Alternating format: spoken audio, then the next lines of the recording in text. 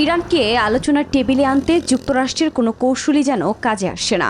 মার্কিন president Donald ট্রাম্পের হুমকি ধামকিকে তোয়াক্কা না করে নিজেদের অবস্থানে অনড় তেহরান।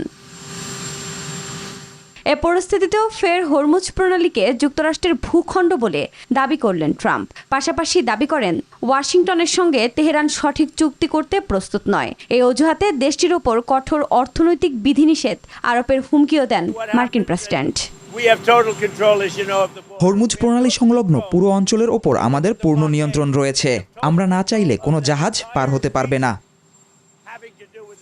পাল্টা জবাবে যুক্তরাষ্ট্রের নতুন নিষেধাজ্ঞার ঘোষণাকে অবৈধ আখ্যা দেন ইরানের পররাষ্ট্র মন্ত্রণালয়ের মুখপাত্র ইসমাইল বাখাই। পাশাপাশি একে বিশ্বের সব দেশের বিরুদ্ধে যুদ্ধ ঘোষণা হিসেবে আখ্যায়িত করেন তিনি।